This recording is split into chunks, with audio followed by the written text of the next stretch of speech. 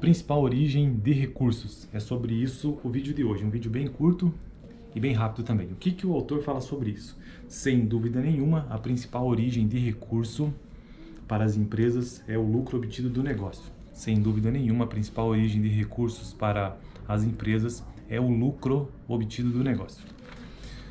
Estou construindo uma playlist de contabilidade básica aqui no canal e o vídeo e o livro-texto que eu sempre uso é esse aqui. Contabilidade Básica do José Carlos Marion, o link está aqui na descrição caso você tenha interesse. É importante ficar bem claro que o lucro obtido pelas empresas não pertence a ela. O lucro obtido numa empresa não pertence a ela, mas sim a seus proprietários, sócios ou acionistas, que, como nós já vimos em vídeos anteriores, é o capital próprio, né? Pois são eles, os sócios e os acionistas, que correm o risco do negócio. Se a empresa tiver prejuízo, quem perde são os proprietários, e não a empresa, que é um ente abstrato. Por isso, o investimento feito pelos proprietários também é chamado de capital de risco. Olha só um conceito novo que eu percebi, que eu observei, que eu estou observando, na verdade, que é a primeira vez que ele aparece nesse livro. O investimento feito pelos proprietários também é chamado de capital de risco. O lucro é a remuneração ao capital investido na empresa pelos proprietários. Quando se aplica em caderneta de poupança, os juros também pertencem ao investidor e não à sociedade de poupança. Na empresa ocorre o mesmo. Todo o lucro é adicionado à conta do proprietário, ou seja, ao patrimônio líquido. Ressalte-se que apenas o lucro retido, não distribuído em dinheiro aos proprietários, se acumula no patrimônio líquido, aumentando, portanto, o investimento dos proprietários. Neste caso, há um reinvestimento para a expansão do próprio negócio.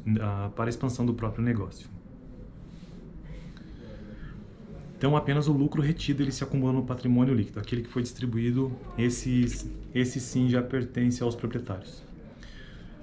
Que mais que tem nesse pequeno texto do Marion? O lucro distribuído aos proprietários, remuneração ao capital próprio, é chamado de dividendos. Então, todo lucro, não aquele lucro retido que fica na empresa para reinvestimento, né? O lucro distribuído aos proprietários, remuneração do capital próprio, é chamado de dividendos.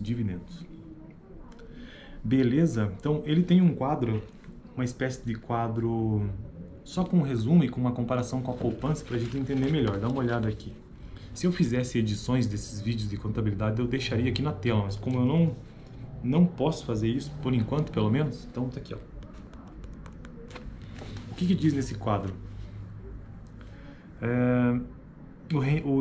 Quais são os fatos? O investidor aplica, no caso da caderneta, um exemplo, né, da caderneta de poupança, R$10.000, certo?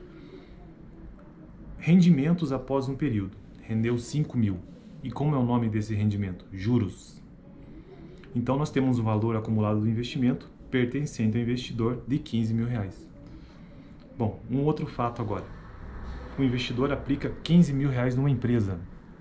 Rendimentos após um período. Rendeu R$7.000.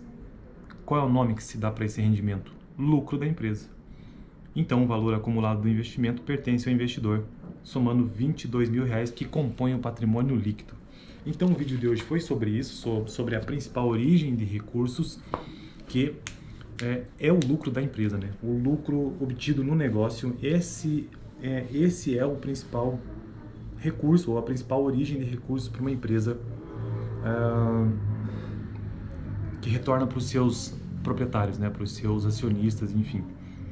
Beleza? Então, fico por aqui nesse vídeo e no próximo eu vou falar sobre a explicação da expressão balanço patrimonial. Já finalizando o capítulo 4. Veja só, aos poucos eu estou construindo essa playlist de contabilidade básica, seguindo os capítulos na ordem, né? E a gente já está quase finalizando o capítulo 4, beleza?